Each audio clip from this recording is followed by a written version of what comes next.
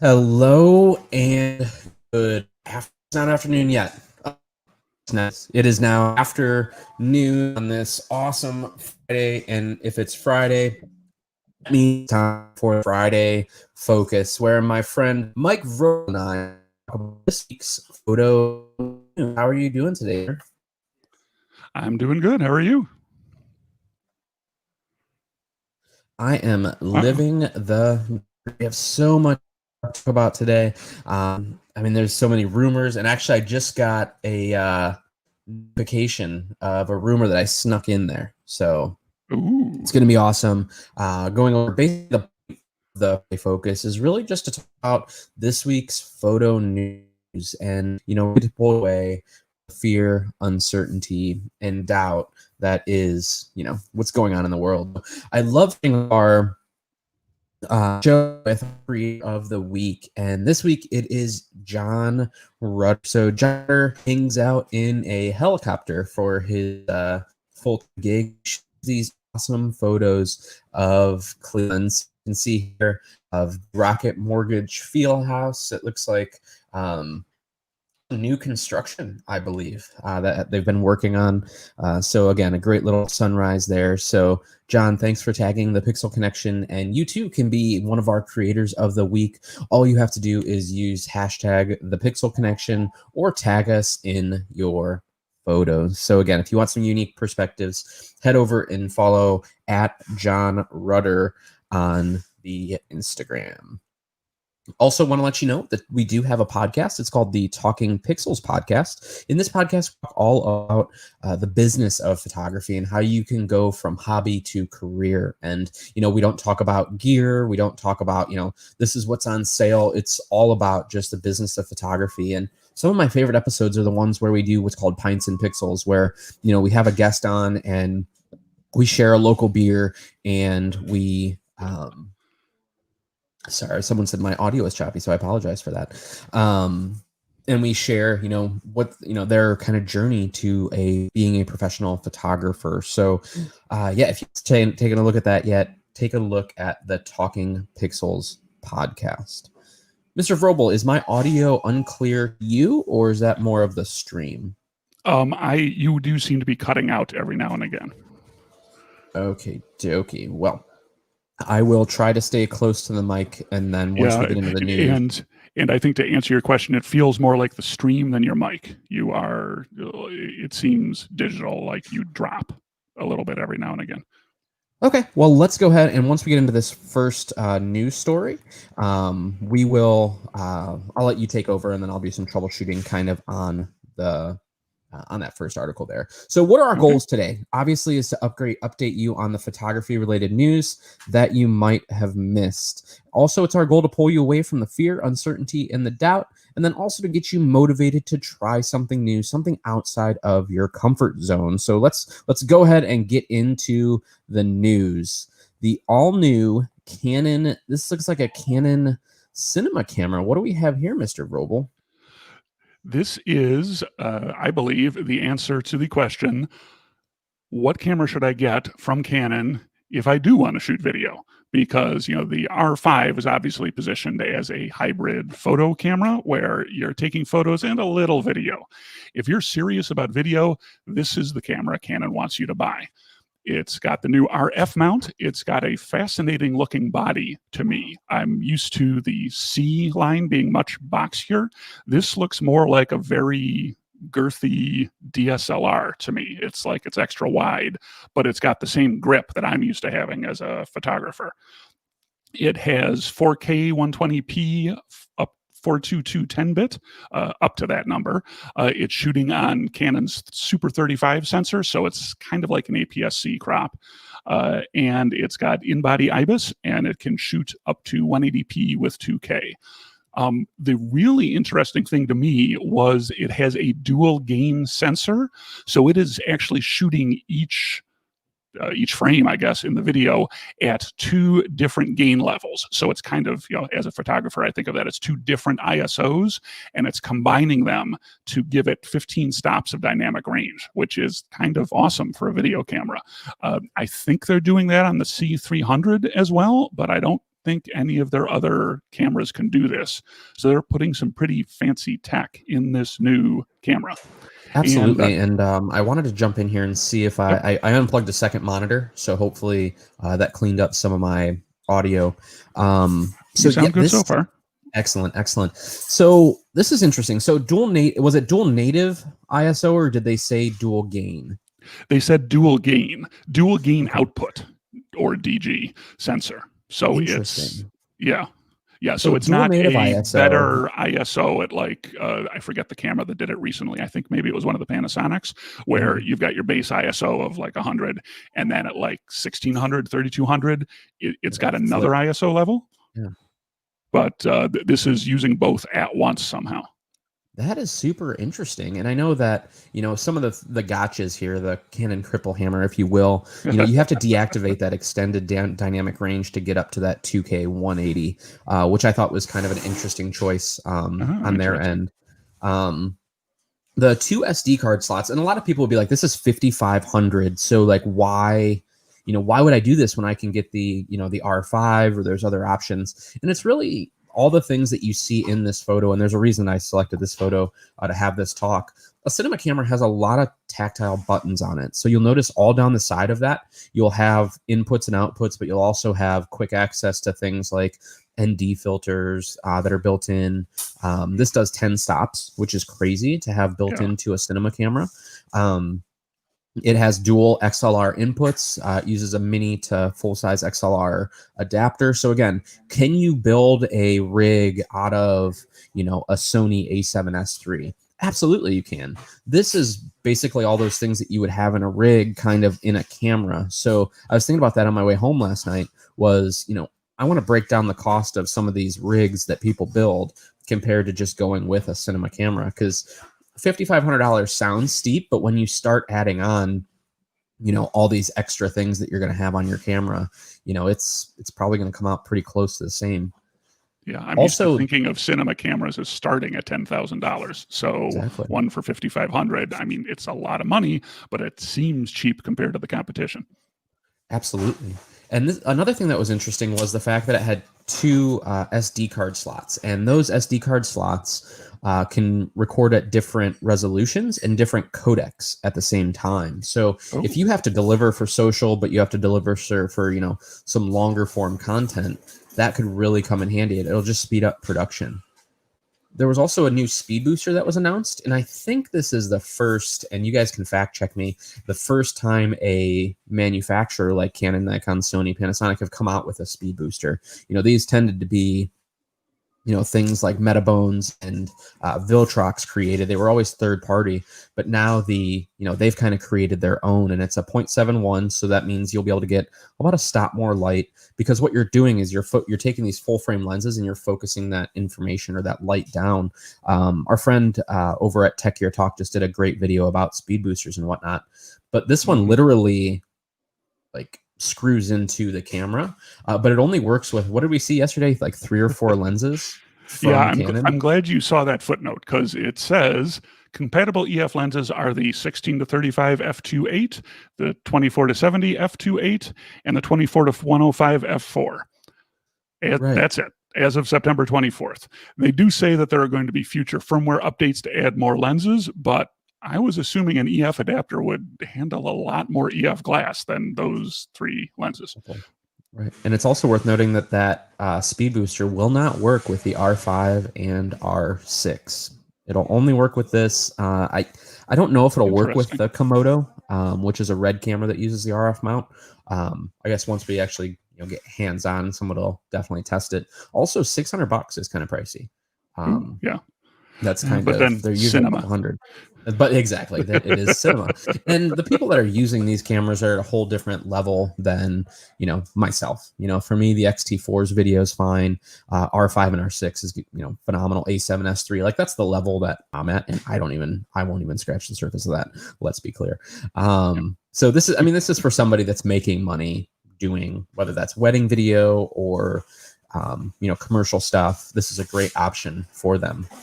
There's a couple other accessories that were also announced. You can live stream via a USB-C adapter, which again, I think just COVID, made companies really, really focus on those type of things. And then also it has like this wireless director's view. So you could open up an app and, multiple people on set could see, what that camera's doing. So again, that's something that you would normally have to buy, extra stuff for. And this seems to have that built in.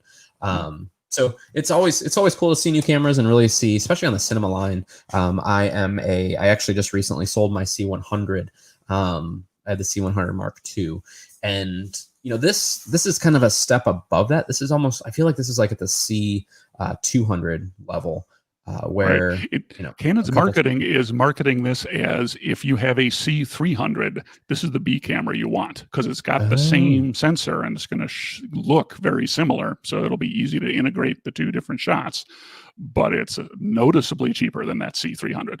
I'm sorry, Absolutely. C300 Mark II, Mark III. I think it's Mark II is the current one, but yeah, they packed a lot of video stuff into this body. Absolutely. Moving right along, Profoto announces the all-new A10.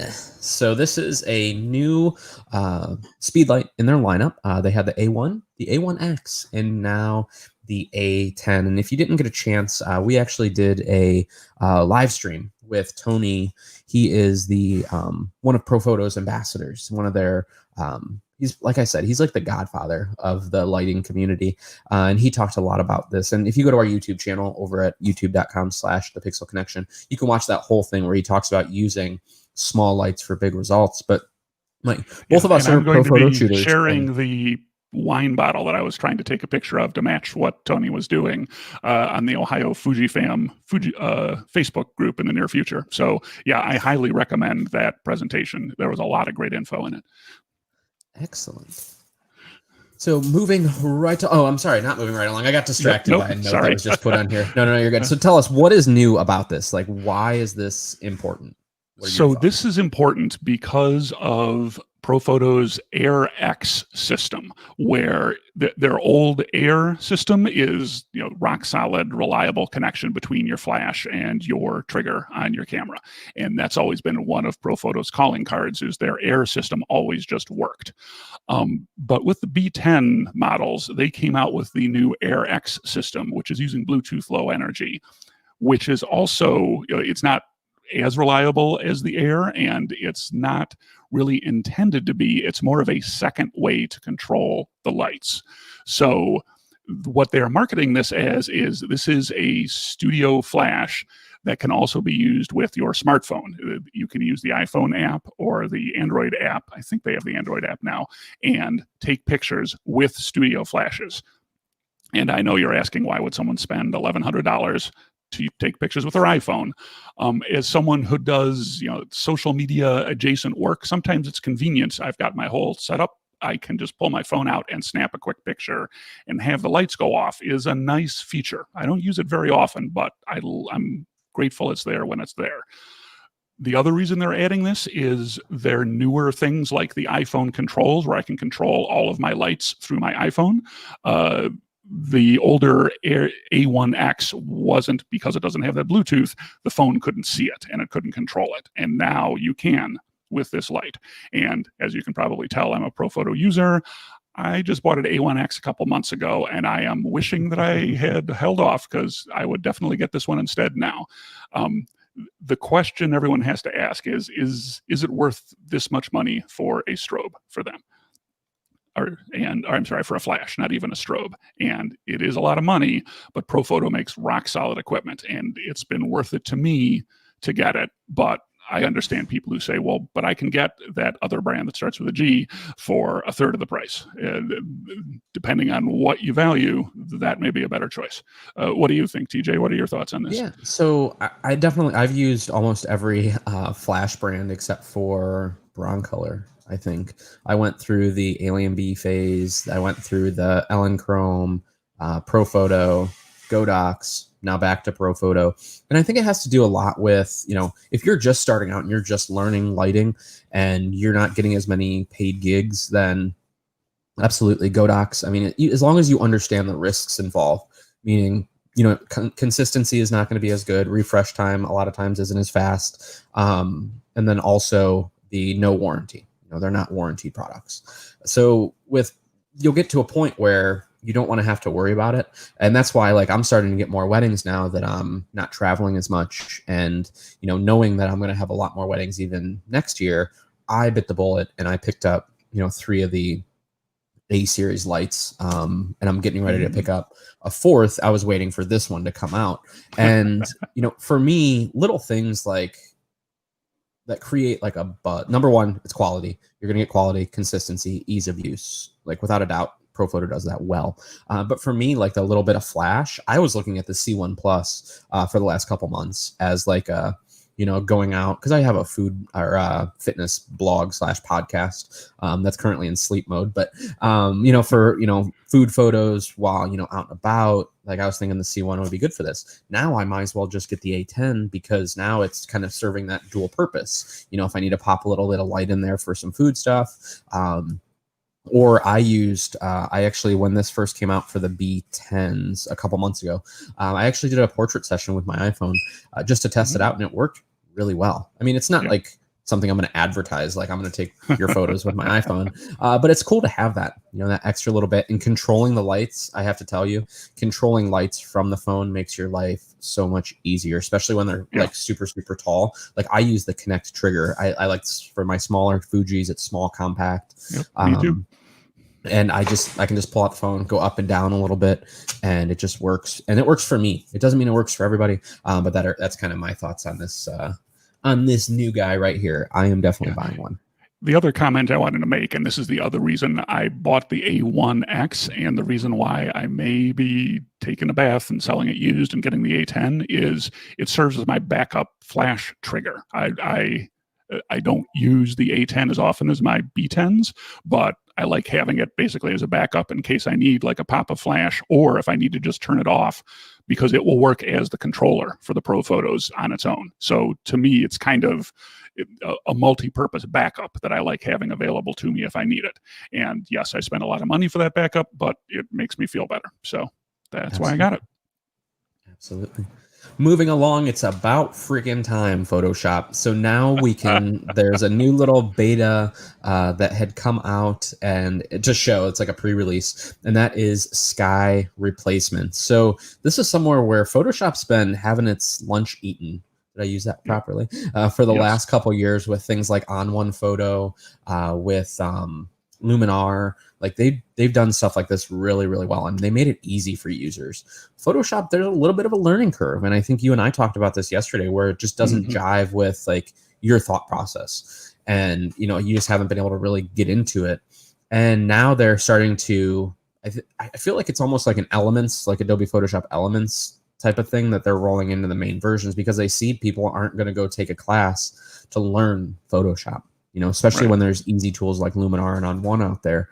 But now it looks like they are playing with sky replacements. And one thing, I think Photoshop's probably, again, nothing against the folks at On One. I visited their office last year, and Luminar's great software. I feel like Adobe's going to, they're almost like the Apple of, that's cute that you guys did it.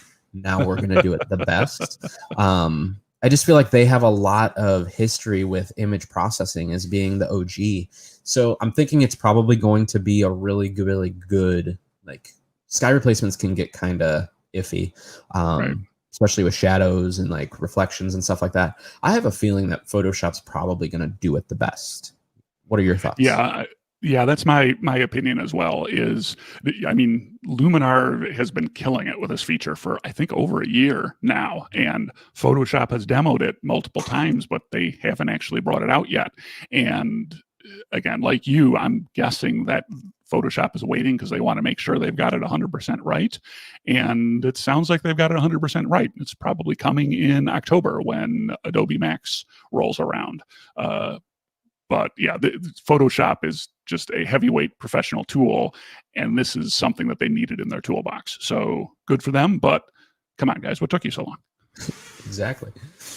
Moving along, this is awesome. And I tried to put a Bring Out Your Dead, but I didn't want to be too harsh. And honestly, Micro Four Thirds, we're not dead yet.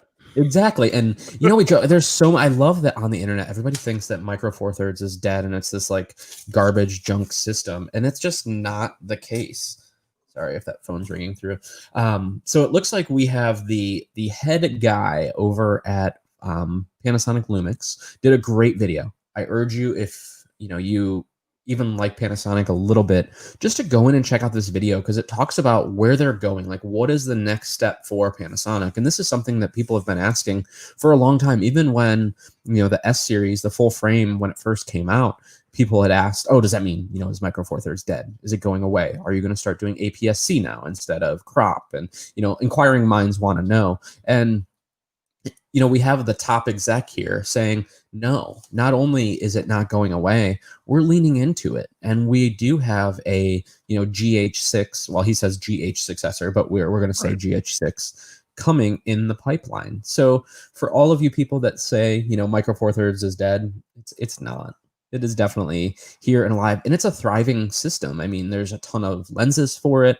We're going to talk about another thing, further on down, but, Olympus, still has stuff coming out for it. Panasonic just came out with a G100 not too long ago. So it's not going away anytime soon. Right.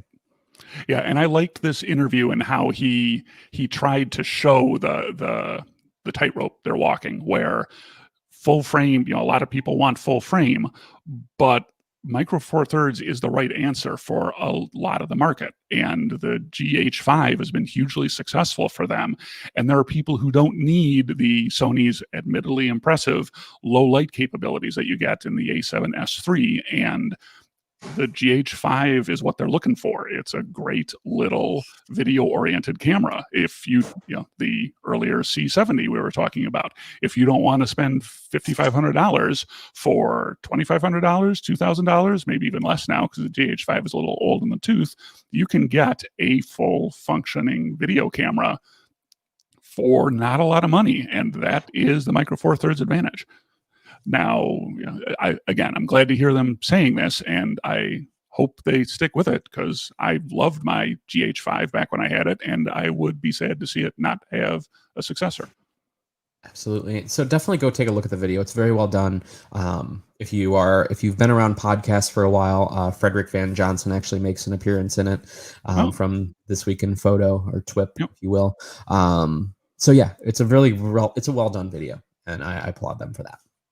So another company I want to applaud is Nikon. So Nikon finally came out with a beta version of their webcam app, Asterisk, and it will now work. They're showing it here with OBS, but it'll work with your as a webcam for things like this. Supported cameras are the Z7, the Z6, the Z5, the Z50, the D6. Interesting. D850, D780, D500, D7500,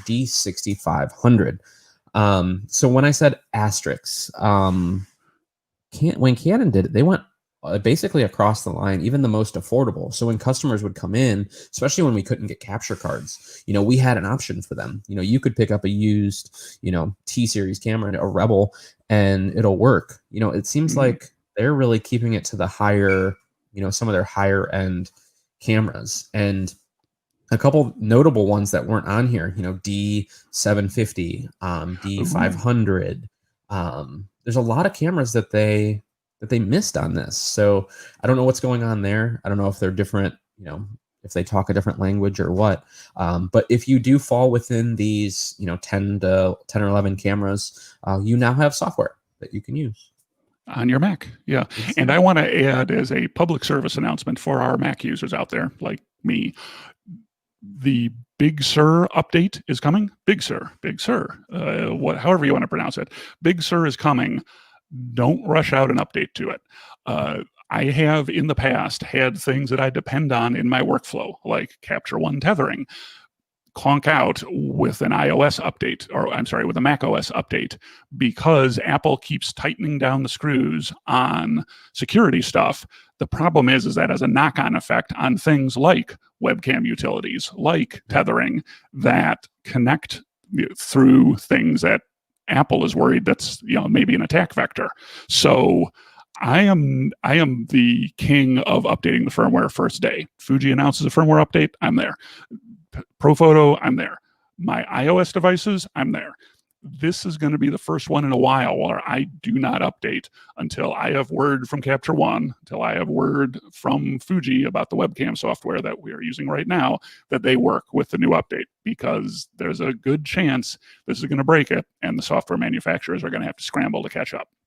And Catalina was definitely known for that. I mean, yeah, Catalina's the one that bit me. So Air Direct just now got support not too long ago. Yep. So yes, good little public service announcement from Mr. Roble. Moving right along. So it looks like we got a new manager. So a little bit of shuffling happening on the management side of Fujifilm. And this is worldwide, but it's mostly affecting basically the gentleman Toshi. Let me see if I get this right. He was the manager of the X and GFX here in, I want to say, the US. Correct me if I'm wrong, North America? No, he led the Fujifilm Electronic Imaging Division since 2016. So he was in charge of all Japan. Yeah. Okay. All X development in Japan. Okay. So he is now going to the EU, right, to Europe, to kind of handle that business. And then also it seemed like it was a couple of different companies, correct? Yeah. Yes. Yeah. He is in charge of all of Fujifilm's different companies in the EU. They're calling him the CEO of the EU division, or I don't know if it's a separate organization, but it sounds like he's being kicked upstairs because he's been doing a good job, which again, I'm going to miss seeing Mr. Ida.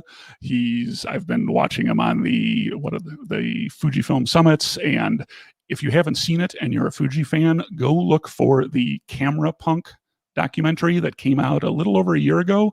It's a documentary of him and his team at Fujifilm working with X photographers and their thought process behind developing the X Pro 3, which I know was a very controversial camera, but they were saying that they wanted a camera that had an opinion. And it was a lot of fun to see him and the other people that, the people that reported to him responsible for all these cameras that I use every day. So I'm kind of sad to see him go, but good for him. It sounds like he's, being promoted for good work. Absolutely. And then I just wanted to point out, if you do get the link, or if you get the slides and the links from today, there will be a link to that documentary. That's why I jumped to this slide, because we have that link in our show notes there. Right. Really quick, it looks like but now this gentleman here on the right is now becoming the XGFX manager. But why did I think he's coming to the US? I'm pretty sure he's not. I'm pretty sure he is in charge of the development in Japan. Okay, because Fujifilm North America also got a new chief, I believe. Oh, really? Maybe they got someone new too. But I thought the headshots, Mark Yamamoto. Fujifilm announces Masato Mark Yamamoto as new president and CEO of Fujifilm North America. Oh, interesting. And it's him. Yeah, it's definitely him. So he is going to, I guess he's going to be the new GFX and X, but it's over here in the North America side. Interesting. I wonder if someone else is taking over in Japan then. So if there was an article in Business Week, actually I wanted to do a shout out to Joey. That is Joey Kim. He's up in the New York area. There he is. So he's going to, I knew he'd correct me. Yamamoto was the chief of Fujifilm North America back in 2015. So I was going to say he was the one that that press release is from 2015. Okay. Thank you. Yeah, and Ida was in charge of Fujifilm England for a long time, like 97 through 2005. So I think they're moving him back to Europe because he has a lot of experience in that market. So okay. So this makes a lot more sense so yesterday Joey was sending me this article. It wasn't even going to be in here, and then he had found it, so that's why I wanted to share it. So I was trying to go through and trying to piece this timeline together, because I saw he had sent me this press release, and I was like, so wait, now GFX and X, it's going to be based out of North America. So thank you for clarifying, Joey, that he is he's now taking over as the X and GFX, the head guy in charge. Yep. So let's jump on over to our rumor roundup.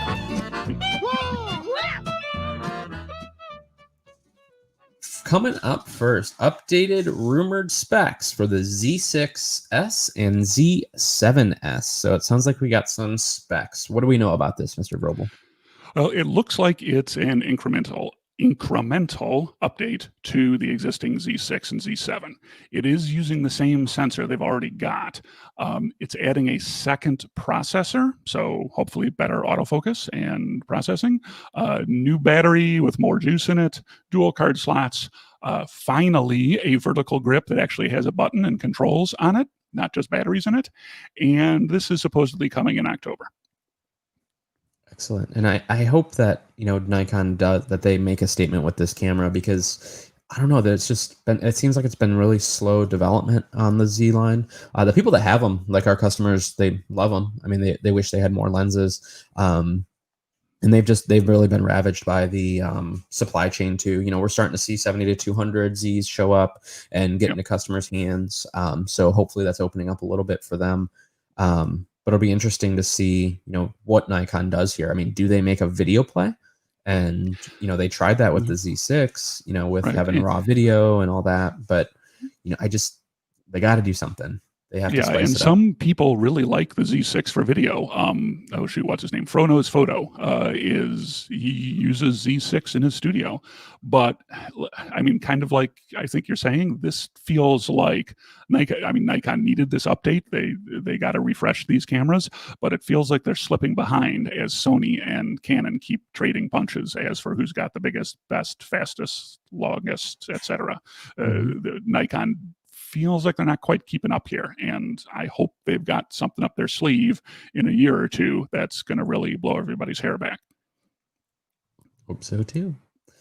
Speaking of blowing people's hair back, the all-new mirrorless version, so the RF mount, EOS 1DX Mark III. We're starting to see these rumors in the second half of 2021. So we were talking about this a little bit yesterday. What can this camera have that the RF does not, or the R5 already have? Right. And I think the big one is durability.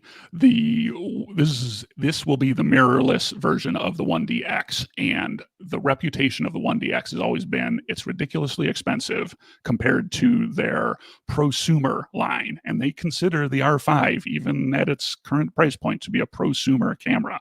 This is their pro camera, and their definition of pro is if I'm hiking Mount Everest and happen to drop it into a crevasse and I get it back, it will still work. So this camera will be built like a tank, and I also have to assume it's going to have a huge frame rate on it. They're saying the rumor is it's not going to have the same sensor that's currently in the 1DX, and I think is also in the R6, that they've got a new sensor up their sleeves. So, I mean, this is, I think, Canon's aiming for the rescheduled Japanese Olympics. I think a lot of the camera companies are going to be aiming for the rescheduled Japanese Olympics. And this is I'm a professional sports photographer and need to be able to shoot in all kinds of weather camera. And good for them. It's always been a important piece of their lineup, and it's good to see it for mirrorless. Absolutely. So another one is the A9X. So again, it's the A9 is Sony's version of the kind of that 1D line, really made for sports photographers. Now it looks like they're making this because the 1DX was always really good at photo and really good at video. And then, the R5 comes out and it's like, boom, video, super high. They really focused on it there. And now I'm going to assume that, the 1DX is going to come in and again be great with photo and video. The A9, it really, to my knowledge, again, not being a Sony shooter, it did. I'm sure it did fine video, but it wasn't something that was really known for video like the 1D line. But it looks like with this new A9X that's being rumored, we're going to get 8K at 30 frames per second, and it's coming in Q1 2021. And at first I was like, oh, that's so far away. That's like 4 months away. Like it's going to be here before we know it. So. Did you see anything else about this? Like what other things, what are some of the other specs that leaked out? Anything? So the one that jumps out to me is that 50 megapixels, because the A9 is Sony's wildlife and sports camera. Its autofocus has always been spectacular. I mean, to the point where professional sports photographers were switching from Canon to Sony to get that amazing autofocus it has. And it's got the huge frame rate. The downside was always it only had 20 megapixels. Now, 20 megapixels is fine for the vast majority of those users, but you could always look at that and say, well, it's not quite as good as fill in the blank that's got 25, 30, 40 megapixels available to it. This is Sony saying, again, this is Sony's punch back at Canon saying, look, we can play this game too. Here's 50 megapixels with our fantastic frame rate, with our fantastic autofocus. Let's see what you got. So I think as a camera user, I love when these companies are in this kind of a battle, because it's the rising tide lifts all boats kind of thing. If Canon has to keep responding to Sony and vice versa, we're going to get better cameras out of the deal at lower prices. So good for them. I hope we can let them fight and we get the results. Absolutely. So it looks like we have a rumor. So did we talk about this last time? I think we talked about the rumor of the 100. This is the product picture of it. And they did what I was hoping they would do, is their new DN lines that they're DN lenses that they are designing for mirrorless. It's noticeably smaller, noticeably more compact than the old macro 2.8, 100 millimeter macro 2.8 art lens. And I'm glad to see Sigma taking advantage of the new mirrorless cameras for this. And the other interesting part of the rumor is it's going to be announced on September 30th, like about a week from now, as part of a Sigma announcement that's going to include a bunch of new DN lenses, including a rumor I just saw this morning of some f1.2 lenses in that DN line. Nice. And I think Sigma's been killing it for the Sony E-mount and the L-mount Alliance, and these are going to be some great lenses for them. Absolutely. So what do you think about it? It'll be exciting to see, what comes out. I love that L mount is going to get a macro lens. I love that they're doing the smaller form factor, especially now with the newest, the S5 from Panasonic Lumix, being that smaller form factor. I'm excited. I just feel like the lens manufacturers have been on point this year. I mean, so many new lenses coming out, and not just the main ones, like the actual the camera manufacturers, but Sigma, Tamron have been amazing. And then Laowa, like we've been selling so much Laowa here at the store, and they keep knocking it out of the park as well. And they're continuing to do so. So I read an article, and it wasn't enough to like make it into the show, but do yourself a favor and search for, are lens sales going to be the saving grace for the camera industry? And, that's where I think we're going to hit this point where, what more do we need in the cameras? We always want more, but what do we need? Is it enough to buy another camera body, where manufacturers, switching over to focus on the lens side and more lens selection, is that kind of the saving grace for the industry? It was an interesting read. But again, they've just been on fire lately. I love the new design cues that they've had. The 85 was phenomenal. The 45, again, great lens, small form factor. So I'm super excited about this. Yeah, and I have two thoughts. And one is, this is showing the advantage of the open mounts, the Sony E-mount, the L-mounts, where a bunch of people can make lenses for it. Then you get good lenses from Sigma, from Tamron, from Laowa. They make unique lenses, and they work with those open mounts. Laowa, I think, because their manual focus tends to work with everything, but it's a big advantage to that open mount.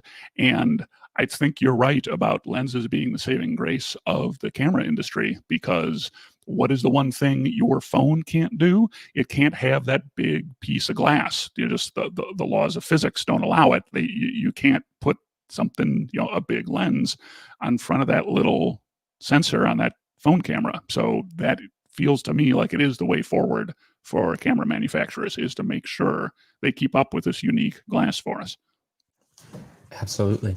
And I did want to pause really quick here to say hello to a few of our friends. Hello, Mr. Jim Summers. Normally I do this at the top of the show, but we with the audio issues, we passed that, so I apologize. Hello, Jen Stitt. Hope you are doing well. I know that Mr. Mike Giuliano is here. Mr. Joey Campena. Yep, there we go. There we go. Yamamoto went from North America to Europe and now back to Japan to sit on the board and take Ida's old job. Thanks for the clarification on that one. Jen Stitt says, love my 1DX Mark III. They picked up a couple of those from the Pixel Connection. Thank you for that. Mr. Jim Summers is here, and he saw a Wild R5 while he was in the wild. So cool you got to see that. And also, to everybody else that's out there, thank you so much for joining us and still sticking with us through some of the technical glitches. So let's jump into our education and tutorials block, and we're going to kick off with the Geek of the Week. So when I was at Panasonic, I used to talk a lot about the GH5, and one of the things that the GH5 did was anamorphic D-squeeze. Yes. So you might say, what the hell is that? So the idea of anamorphic is it's a different lens type than a traditional lens that we're used to using as photographers. And by that, you see these normally used in cinema. If you've ever watched a J.J. Abrams film and it has that like big flare whenever it hits the lights, that's an anamorphic lens that's doing that. So instead of having all circular elements, the only element that in an anamorphic lens is towards the back. That rear element, it's a circle, but all the other ones are going to be more oval in shape. And what it's doing is it's squeezing that image down, and then in post, you de-squeeze it. You make it the wide angle. So this video that actually Matt that works here at Pixel sent over my way was super informative, just on not only what anamorphic lenses are, but shows different films that use them and why. And the production quality on this video is phenomenal. So if you want to learn anything about cinema, great channel to go check out. Again, if you want the links for the videos, we send those out every Friday at 6, and you could just go to our website to sign up for the mailing list to get those. But again, even having sold this feature and having to talk to customers and explain what anamorphic lenses were and why they're important, I picked up a ton of information because I never knew about like the design of an anamorphic lens, like all the different, how that it has more elements in it and like all the things that go into it. So definitely take a look at that. I definitely geeked out on, when to shoot or when to use them. And I want to say someone just recently came out with a couple anamorphics. We had them for a while. I think it was Sue-Ray. Yeah, Sue-Ray Sue-Ray has some affordable anamorphics that I'm a little bit more inclined to get my hands on now. Yep. Yeah, I love this video. Thank you, friend of the show, Matt, for giving it to us, in part because it's a combination of, these are all the technical elements. What's the difference between a spherical lens and an anamorphic lens and how it's all put together. And I'm a geek, so I love that stuff. But it's also showing you why you would use one over the other as a filmmaker. And he even throws in a J.J. Abrams lens flare anamorphic joke while he's at it. So it's a great video. Highly recommended. Absolutely. So, wait, what?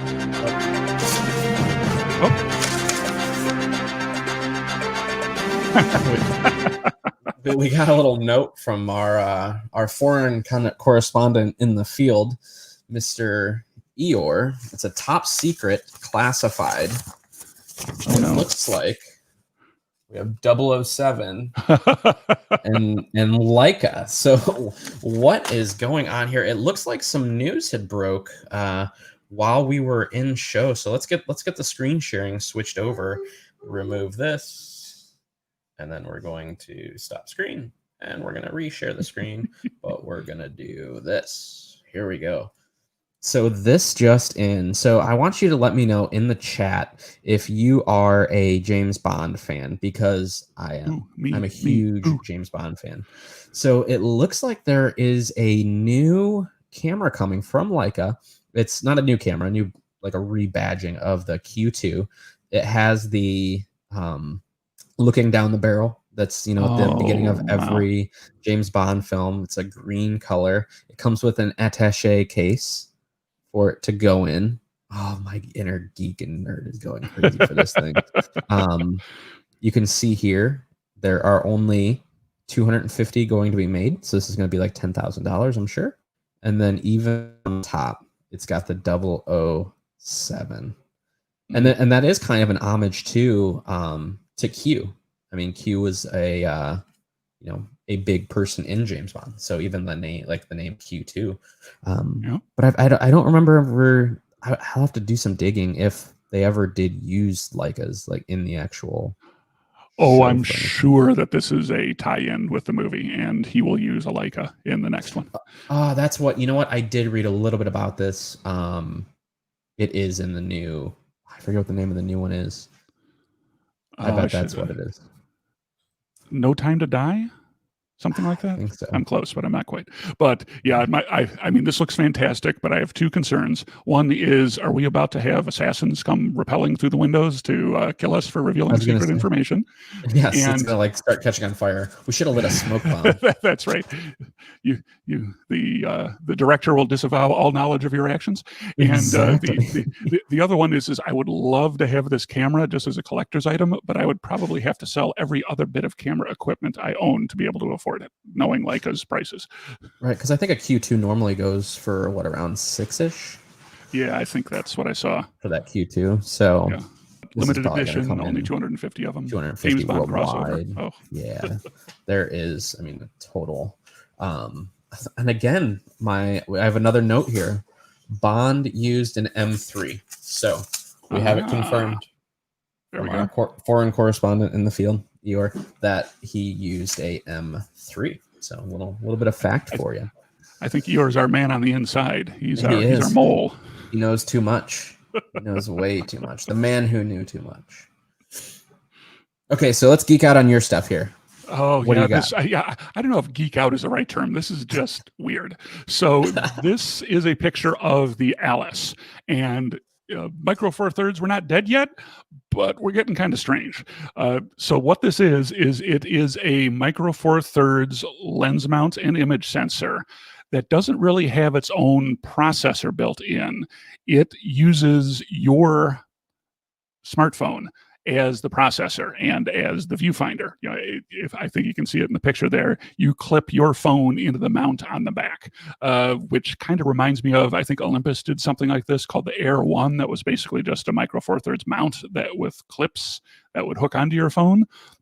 The idea being, again, kind of like we discussed earlier for the Profoto A10, if you need to take pictures for social media, it is very convenient to have those pictures immediately appear on the camera roll of your camera, of your phone, because then you don't have to do the dance of, oh, can I get the app to connect my phone? And can I transfer, or do I have to upload to my computer first and then back to the phone? They're just there automatically. And I think that's what they're trying to do here.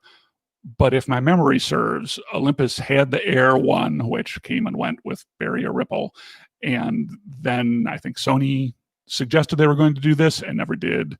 And Yangnuo suggested they were going to do this and never did. So I think this is yet another Indiegogo kind of thing where people are going to throw money at it and people are going to get it, and then no one's ever going to use it because in the end, you actually want a real camera.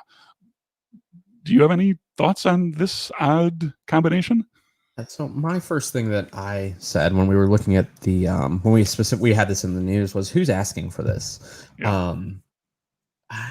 I struggle with this kind of stuff. Would it be better for live streams? Sure. If it's an actual native experience and I can get better quality live streams from my mobile device, I could jump on this. But it's so easy to, I mean, I can transfer that photo within, minutes, whether that's through an adapter. I mean, it's a matter of time before we just take our USB-C cable and we plug our camera into our phone and pull it over. Also, I believe Fuji, I haven't messed with it, but it has like an auto transfer feature, does it not? Where it automatically will move everything over. Yeah, it does, but it's clunky. The Panasonic's was the best I've ever used, and even it wasn't fantastic. It was usable. Yeah, and I feel like that programming can get better. And they can just constantly, make the software better. I think this is one of those products that probably won't come to light. DxO had one as well back in the day. That popped right in. The Osmo, technically, DJI Osmo their little pocket gimbal. That technically, popped in. Didn't give you the lenses, of course, but they're just not like, I don't feel like those type of lens accessories, other than filters, really do really well. I could be wrong. I could be in a minority here and with those thoughts. But I honestly don't think this product's going to ever come to market. Yeah, well, there's two things I have to say about that, because it apparently is always two things with me. One is, I think they've already been funded, basically. They're not supposed to go live on Indiegogo for another month, but their own website has apparently been flooded with orders. But item two is, because this is an Indiegogo or a Kickstarter, buyer beware. I have Kickstarter things that I funded back in 2015 that I'm told are still coming that haven't arrived yet. So, I mean, like a Peak Design or the Platypod people, they've been making products forever, and they use Kickstarter to help fund it, and I'll trust them to buy stuff. But something like this, I mean, I've got my list of disclaimers here. Your mileage may vary. Professional driver on a closed course. This information is not provided to constitute legal advice, and past performance is no guarantee of future returns.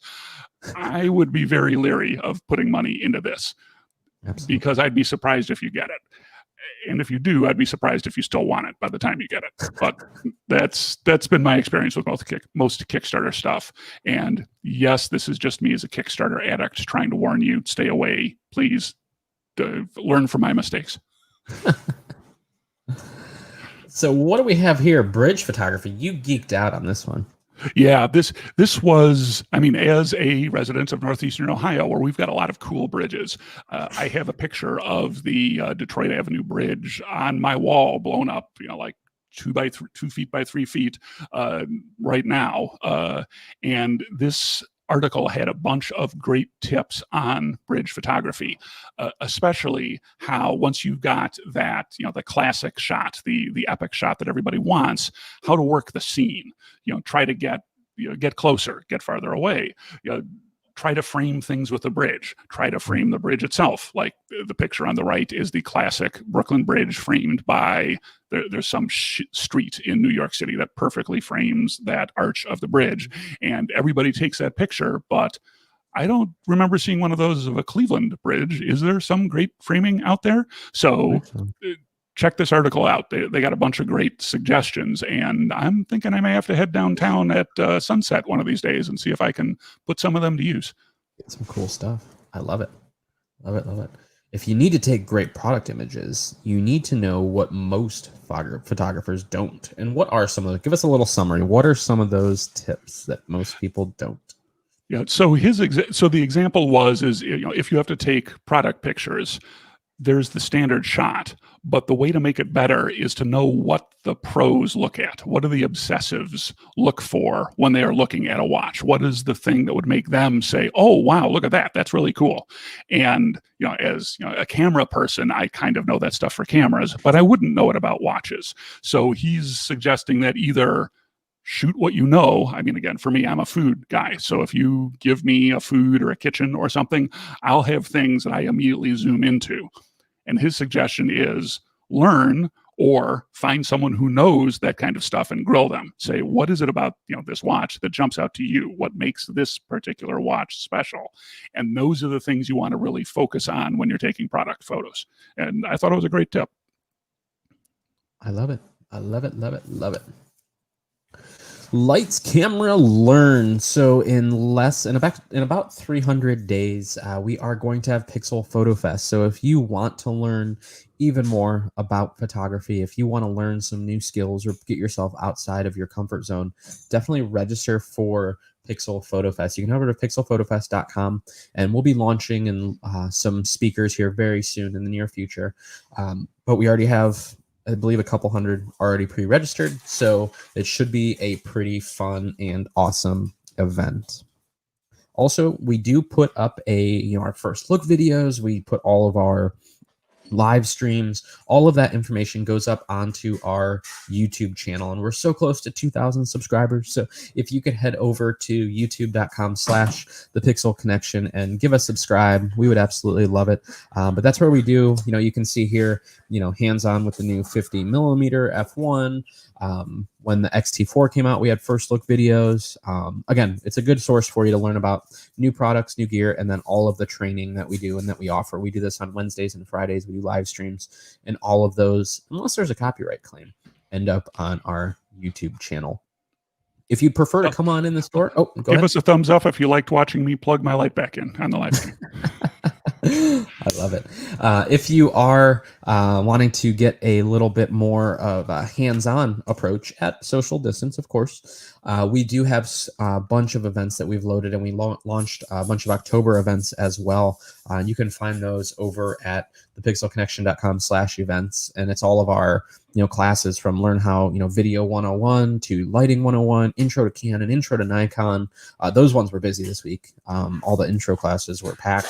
And by packed, I mean we limit it to 6 people just so we can have enough room between everybody. But definitely take a look at that if you want to up your skills. And we also do one-on-ones. So if you're like, hey TJ, I want a one-on-one with you on Panasonic cameras or Fuji cameras or whatever that is, we offer those as well. Also, we're gonna have to add. I'm gonna edit this slide. This just in. Doing it live. We have the Ohio Canon users, and then the Northeast Ohio astrophotographers. TJ can't spell today. So we do have these user groups. So Panasonic, Olympus, Fuji, Canon, astrophotographers. These are all groups that we put challenges in, and our goal is just to bring people together. I know when I shot Sony, like especially early on, there wasn't a lot of Sony shooters out there for me to bounce ideas off of, and when I shoot I fall in love with the brand, and it's this weird connection that I have. So like Fuji, for example, I absolutely love my Fuji stuff. So the fact that I have a group that I can, hang out with and, share Fuji photos and ask questions, and especially as a new user, those groups are very, very helpful. So Mr. Mike Giuliano, I know you're a Canon shooter. Hopefully you'll join me over in the Ohio Canon users. I still have my 5D4, still have all my lens, still shoot my Canons every once in a while. So I qualify, I guess, to be in that group. Let me in. If you do have questions, or you would like the slides or the links, you can always reach out social@thepixelconnection.com. You can go to our website, pixelconnection.com, and sign up for the newsletter, or just reach out on social in any way, shape, or form. If people want to find you on social, Mr. Frobel, where can they find you? Where can they do that? My food writing and food photography is at dadcooksdinner.com, or you can find me at dadcooksdinner at most of the socials. Excellent. I feel like you should buy the domain like dadtakesphotos.com. Yeah, I should. I'm probably too late, but I probably want to take a look at that. Excellent. Thank you so much for taking your time today, for helping us, get through the show, and then everybody for joining. Thank you so much. We really appreciate you being here with the comments and hanging out with us. But for now, I think it's time to focus on the weekend. Have a good one, guys. Thanks for watching.